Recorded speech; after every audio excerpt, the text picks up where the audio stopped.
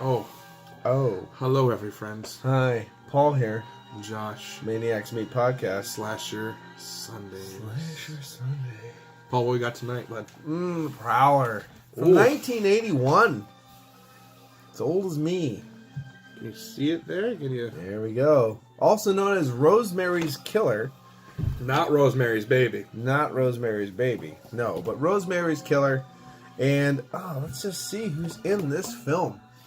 And I didn't notice this at first, but apparently Loris Tierney's in this film is one of the police majors, but I didn't know that. Let me just see if I can run off a little quick synopsis of this film. Let's see where the hell it's called. Plot summary, I think it's called. Oh, there's a synopsis. Oh, fuck, that's a lot of words. Dude, I can't do that. Who writes that? Who? That's not a synopsis. Jesus Christ. That's a fucking novel. It's a novel, man. Wow, okay. Okay. That tastes like fucking money. An unknown killer clad in World War II U.S. Army fatigue stalks a small New Jersey town bent on reliving a 35-year-old double murder by focusing on a group of college kids holding an annual spring dance. There we go. That's all you need to know. That's all you need to know. Let's see if we can find some real quick little tidbit actors for you, which I forgot Lawrence Tierney was in this. Lawrence Tierney's in one of my favorite movies called Midnight from 1982.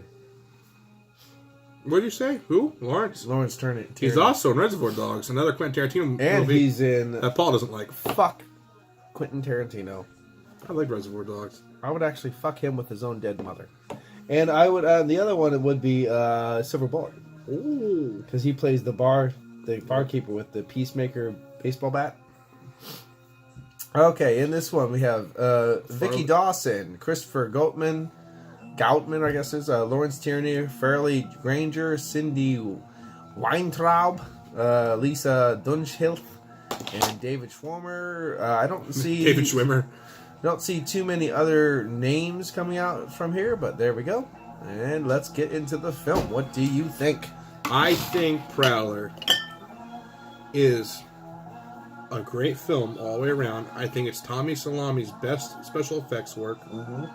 Hands down. Yeah, Salvini was on his game. He was. And he even says that himself. He says that was his best work. I know the one guy, him had a falling out in the film because he was doing a death cast of someone's head. And the guy was like claustrophobic. They didn't do it like 18 times, they said. It was probably that kid that had his eyes pulled up when the knife was going through him. Yeah, I don't know. I can understand that. He said he was like having like a meltdown because like he would, once you put the plaster and stuff onto the algae and stuff, you gotta let it sit. Yeah. And then he got like freaking out like in a chair, like he's like, no, you can't do it. You gotta redo it now. And like he's just a pussy Puss. Anyway, but I think that is Tommy Salami's best work. I will say right now that they always do the top 10. What's your top 10 or number one shower scene? And the Prowler is never on that list, and has to be the best shower scene ever in any film. The best, hands down. That is. I'll tell you right now. I'll put this way: pitchforks have a whole new meaning in this movie in my life. Right. And I've always used to say, growing up, with people I would get in fights with, I'll pitchfork your fucking organs into a tree. Yeah. This movie does that. Yeah. Not only is she completely wet, naked, and they show absolutely everything, but it really does look actually like it's happening. This is like one of the few times in my life of watching a movie where I go, ooh, that looks terrible. Yeah. Just kind of like another really nice, it's not as good, but another good one is the Slayers. When the girl gets the pitchfork through the front, and the wet t-shirt contest look. There you go. That was pretty good too. Obviously, it's a fake chest and stuff like that, but like, something about that shower scene. One, she's nude, and I'm a perv, but there's nothing to hide anything. It's so well done. Mm-hmm. It just is. It's really good. It's got a great cast too. I think it's an amazing cast. Yeah, everything just works well together. I won't say it's a film without flaws. Well, it's the error. I mean, it's not on. And back then too, man. Those movies they were literally just out to make money, pump it out. You had a small budget. I think it was like $750,000 was to make this movie. Like it was a real small budget, and they were just trying to get stuff out there to get eyes on it to make. Money. The two that I can come up with right off the killer goes out with a bang. Let's just say that. But if you look at the shower scene death, and then you look at the guy who gets the bayonet through his head and then pulls up and his eyes kind of roll up in the back of his head, like, wow. I mean, it's just wow level. Yeah, that was really disturbing. That was a good movie. Such a good movie. And you know, there it goes. Once again, we talk about people who love slasher films, your Freddy's, your Jasons. It's never a movie that's ever brought up. Nobody ever talks about it. It's so good. It's up there with like Madman, where it's just like so good and so underrated. Right. It's actually kind of annoying that no one ever talks about it. You never hear about angering. Yeah, it is, because you never hear about people talk about like in their top 5 films, or those documentaries on TV, like top 50 horror movies you have to watch. Like it's never. And this is definitely one of those ones that you have to watch. Yeah, it's such a good movie. Like, I mean, it really, we could sit here all day and talk about it and stuff, but just watch it because it's just good. I mean, the one that I can say that's a little bit more known than The Prowler would be The Burning, and really, not a lot of people talk about The Burning either, which is just ludicrous because they're fantastic. And The Burning actually has almost an all-star cast, if you think about it, because I don't know the one guy's name from Short Circuit. I know what you're talking about. You know, he's in it, and Jason Alexander from that, from that later in Seinfeld fame is in The Burning, and how people don't seem to know about this film and talk about it, it's just absolutely fantastic. I don't even talk about it. But then, of course, again, The Prowler. The Prowler is just. What do you think about as far as they always have a gimmick with a lot of these as far as what the killer wears. Yeah. He's in full military, U.S. military garb. Yeah. What's your feelings on that? Well, the thing is, it starts off in black and white. Yeah. It starts off in black and white. The boys are returned home. The whole deal. You can tell that his fucking lady went off with somebody else. He got fucked over. He's angry. He's killing some bitch. However, here's the downfall with the film. I'm not going to say it's a huge downfall, but it's a downfall. The guy's got to be old. The guy's got to be, they don't put enough red herrings in the film. No. You know it's the sheriff. Yeah. He's got to be old, and he has to have an alibi. The only guy that's old with an alibi is the sheriff. So you know it's him. Yeah, I kind of figured that out early on. He went on that fishing trip. Don't bother me. I'll be fishing. Yeah. You know what I mean? Like, so he says, don't call me because I'll be killing bitches. You know what I mean?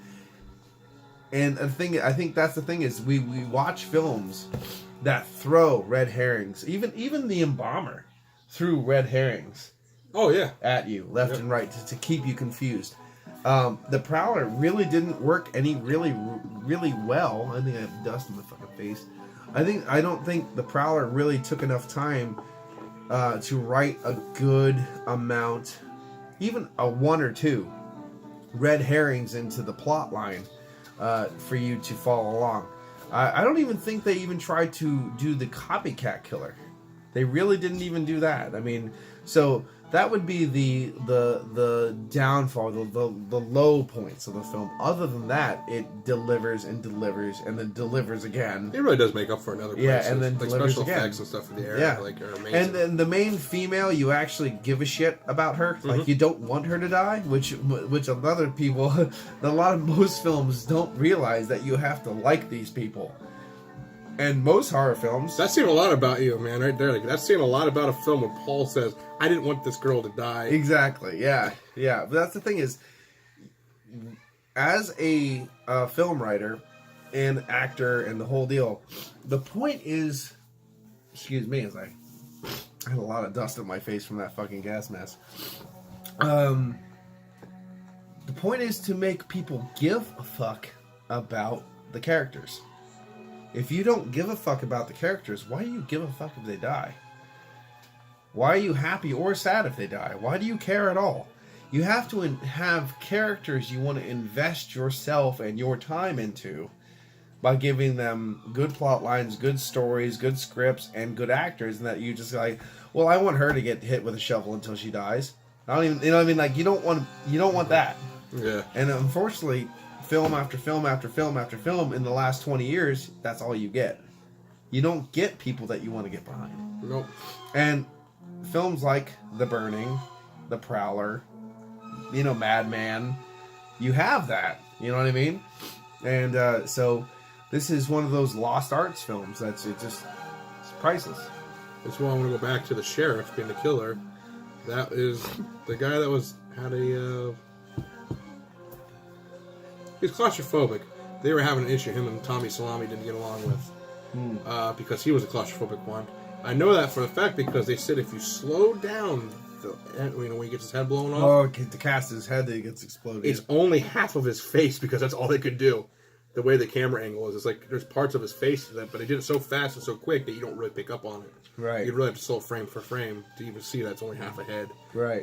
But it worked. It made it work and stuff. But he's dead now, so it's okay. Well, he was an asshole. So well, so's Tommy Salami. He's a fucking prick. I've met him many times, and he's a prick. I've met him once, and he was very gentlemanlike to me. There's two people that I can definitely say are pricks: Tommy Salami and Tom G. Warrior. Well, maybe it was something you said that day. Yeah. Hi. Don't ever say that. Were they eating a hoagie or something? Were they just like... Oh, yeah. Hi. Oh, fuck off. Were they sucking dick in the alley? So, yeah. No, it's a good movie, though. I like it. Once again, if out of any of the movies we really talk about, I would definitely recommend this one. And it is on YouTube. You can find it on YouTube. I think that's the nice thing about, like, Nightmare City and Prowler. I mean, like... Well... Let's just say this. Enjoy them while you can. Because they won't be on for very long. No. Where did I read, too? We gotta go backwards here for a little bit. There is a remake coming out of Nightmare City. There's a remake of Nightmare City coming out, by yes. Tommy And Salami. I don't want to see it. Tommy Salami's making it. I know that Tommy Salami's making that, but you know what? Overall, Tommy Salami can shove Night of the Living Dead's remake right up his fucking ass too, because that movie was so good until like you start finding out that Barbara's like this She-Ra man warrior, Sheen Dyke fucking goddamn, and then I'm like, fucking elf land looking like Peter Pan motherfucking piece of fucking shit. Lost me there, man. Like, yeah, I'm just dead. Yeah, okay, the special effects were good, and the rest of the movie sucked. I mean, Tony Todd. I'll suck Tony Todd's dick. I'm just saying. That thing's probably the size of a fucking Pringles can. That's all right. I'm the size of a fucking goddamn coffee can. Well, my ass is, not my dick. It's just hold up there. I'm hung like a used Tic Tac. Just calm the fuck down there. But I'm saying I can take some meat. I'm just saying. But the thing is, Can't even. Yeah, but I love Tony Todd's acting. I met the guy. He's a great guy. I'm not saying anything bad about Tony Todd, but I just don't really gravitate towards Not a Living Dead's remake. Can't do it. No. Can't do it. There you go. Like I have a hard time gravitating to that as it's not bad. I actually like, I don't know. This might be sacrilegious. But I actually like the remake of Night of the Living Dead more than Return of the Living Dead. Like I can okay. Oh god damn it! Really? Because it kind of goes in steps. You know what I mean? Like okay, I can follow in steps. You get day. That is fucking sacrilegious. Well, you get night, dawn, day, night, return. I mean, like I can understand it as a lineage. Justin, we need you to weigh in on this one, bud. What do you think? Well, he is sacrilegious just by his name. But I am just sacrilegious by the way. Yeah, but like I can understand the lineage. Like if you go from night, dawn, day, then they do night again, then they do return, then they do the return 1, 2, 3, 4, 5, 17. I don't care if it fucking works or not. Okay, let's bet because we're all fuck this Prowler movie. It's good, just watch it. But now let's. Oh no, Return has way better shit in it. Okay, so where are we going with it then? Are you talking about the storyline and stuff and the way it's set up? Or the simplicity. John Russo is going to probably never watch this movie. I love John Russo's films because that's the only reason that why. But the thing is because that's a John Russo. Well, actually, John Russo was really big in the remake of Return too. Yeah, John Russo was and Dan O'Bannon. Yeah, Dan O'Bannon, but John Russo was integral into the remake of Night as well.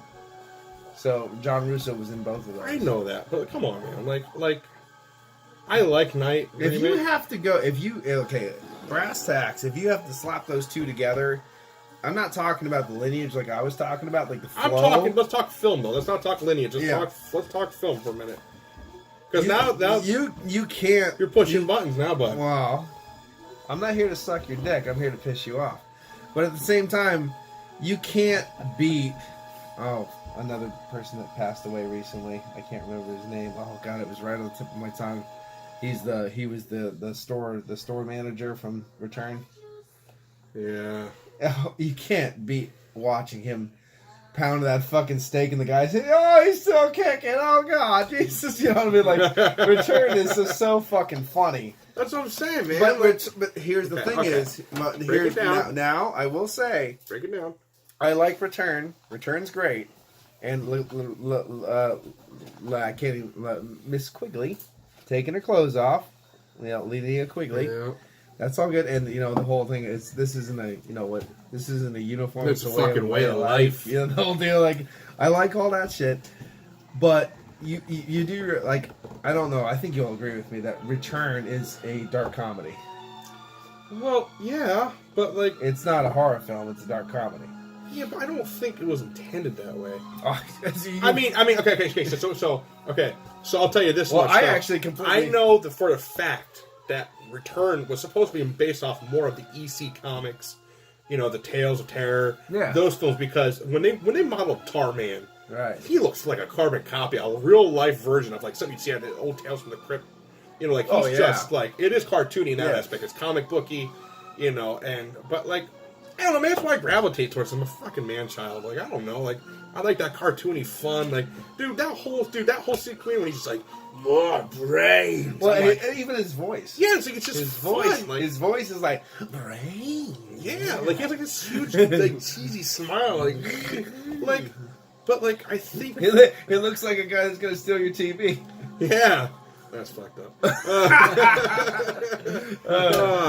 like, I feel like that, with the remake of Night is, so. See, I think here's the thing is, I think John and Salvino's like, let's bump up the horror with the remake of Night. Well, yeah, right? You have a budget here now, and you have a bigger budget, mind you. And I like Return better.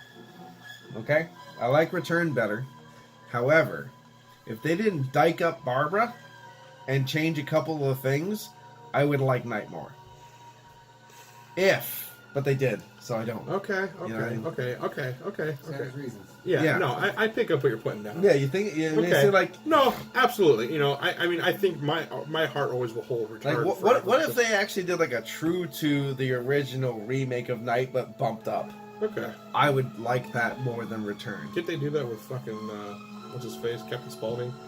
It was terrible. Fucking, it was all... Say the cake? Yeah. Is that Night of the Living Dead in 3D? Yeah. I have it. Is it good? It's bad. Bad. To be fair, it's shut. So there you go. So what are we agreeing on then? We agree that Return is better than Night remake? Yes. Only because of Barbara? Yes. I'll live with that.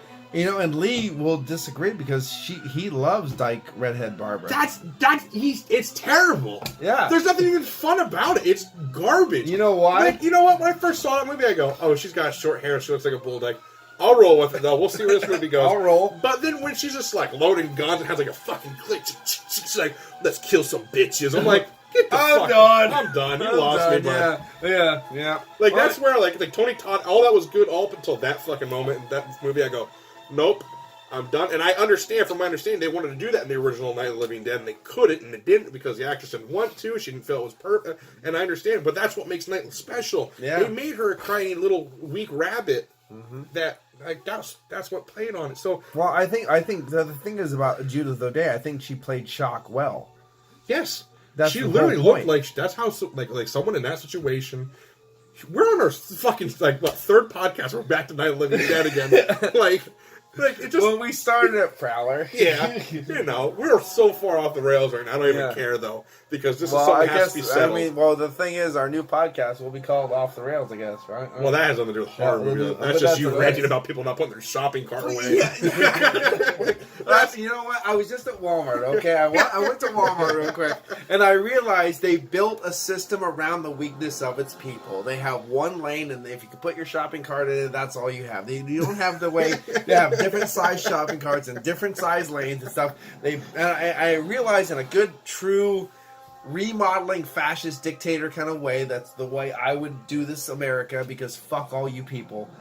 You have to build a society around the weaknesses of your people, because you have to fit this little simple, like pandering the lowest common denominator with fucking. But we allow this is for off the rails. I'm just saying. We're already so far off the rails with the Prowler movie. Okay. I don't even know where we're at now. I don't know. So we're agreeing that Return is better than Night remake. Yeah. Okay. I'll drink to that. Cheers, gents. Cheers. But let's finish up the Prowler Great movie. with the bang. With a bang. With the bang. Shotgun blast, kicking the ass. The thing is, though, they demask, the unmask. I said demask or unmask. The unmask the killer as the sheriff, and there was this kind of that weird kind of, oh, it's you, kind of like weird freeze frame kind of moment. We couldn't breathe. It was like he was like he like took everything off quick. So you like yeah, I don't know why because he got stabbed. Oh, that's right. Yeah. But the thing is, we're like, yeah, we knew it was you. And then kind of like, oh, I didn't see that coming. And then then the killer came back. You know that little surprise ending they seem to clichély do all the time. And then she blew his fucking head off. You know what I mean? So that's interesting. Yeah, there was like a weird moment there too when you're like, guy shoots him, he's like slides down dead, and everyone's like, they're like looking at each other like, oh, you saved my life. Like they're gonna start like kissing and stuff. Yeah, Mentos commercial. Yeah, and then it's all of a sudden the eyes like, the killer's back. Boom! It's like it's like the Jaws ride at Universal Studios. I guess, I don't know. Did they do that to get that kind of final girl feel? I guess so. You know, to get that kind of like, the woman kills him in the end kind of thing. They have to. I don't know. My final girl thing, we're gonna go off the rails a little bit. Probably not. If not it's that far. movie related, it's okay. It is movie related. Okay. Yeah. It's called The Devil and Miss Jones. No, I'm kidding. It's if you want to find a good final girl scene that empowers women, watch Just Before Dawn. This bitch literally shoves her fist down the guy's throat until he dies. Oh, I remember that. Fucking right. Just Before Dawn. Which Just Before Dawn we're gonna have to cover on the podcast. And it has a beautiful click. So many movies. It has a beautiful reconnection back to the werewolf from 1987. Yeah, and I love the Link film. Everything just goes back to either Night of the Living Dead or Werewolf. Yeah, for me that's what it does. Everything. I'll drop it back down. Don't worry, it all connects. I have the 17 degrees of werewolf. Some people have the 7 degrees of Kevin Bacon, but I can get back to werewolf some fucking how. You're goddamn right. Anyway, well, I think we should wrap it up. What do you consider Prowler out of 10? Oh, Prowler, I'll give that an 8. I'll give it a 9. Yeah, I'll give that an 8. I'll give that. It's a really good movie. Like I said, it's on YouTube if you guys want to check it out. Absolutely. It's fun. It's campy. Fun for the whole family. Mm-hmm. But I think that's all I got, my guy. Yeah. This is Paul. Josh. ManiacsMeat Podcast. Slasher Sundays, bud. Hey, second episode. Not live. Fuck it. Cheers. Fuck YouTube. Hashtag. Fuck YouTube. Lay off our leggings. Bye-bye.